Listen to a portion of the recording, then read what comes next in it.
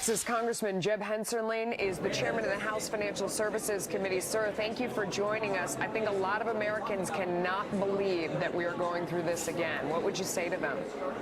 Well, what I would say is that a majority of the House has voted to keep the government open. The last time this occurred, a majority of the Senate voted to keep the government open. But unfortunately, we have this odd Senate rule that calls for a supermajority to keep the government open, and that means Democrats can shut it down for unrelated items, which they did last time. So the House has now passed a bill, again, to keep the government open and to ensure that we fully fund our military, because we have men and women in uniform in harm's way that have been shortchanged. I mean, we've had more fatalities in training accidents than we have those actually killed in combat. And so, unfortunately, Democrats are holding our men and women in military hostage yet again. I hope, as Republicans, we don't let them get away with it, and the American people need to know this. Congressman Duncan Hunter putting the blame squarely on the Senate. Listen to what he had to say a short time ago. These are politicians. They've never met anybody in the military until they got into Congress. They used to be in the student body president, and now they're a congressman, right? They don't understand the impact that not doing these continuing resolutions over and over and over again, what that does to the military and how it hurts it. But now you have people dying, training. More than ever, right? You have them dying, training here in the U.S. now, and I think that's starting to get through somewhat to these politicians here in D.C.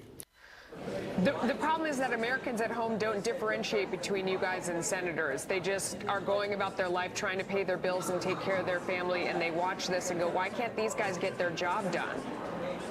Well, again, that's why I accept invitations like this to come on your program to ensure that the American people know. I want the Senate to get rid of this so-called cloture rule that's not in the Constitution, not written into law, that allows a small minority to hold our military hostage. And I hope as Republicans that we don't pay ransom. And so what the Democrats are demanding is that we jack up all these funds for non-military spending, that we hasten the bankruptcy of our country. We shouldn't do it. We should allow the American people to see who's putting our troops in harm's way, and it's clearly the Democrats, and in this case, the Senate over my shoulder. But Congressman, you know, people at home hear that as you all being hamstrung by rules that you created, and that feels ridiculous, because you could undo it as quickly as you did it, and to blame rules that senators created for themselves to Americans sounds like an excuse and is incredibly frustrating, and just leads to, even if you can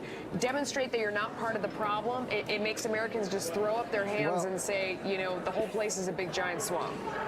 It happens to be incredible reality, and as a House member, I cannot change Senate rules, and everybody learned in Civics 101, there are two chambers in this House. I work over in that one, the Senate's over here. It is a reality. They have this rule. Anybody who can hear this program, I urge you, contact your senator and say, stop the madness.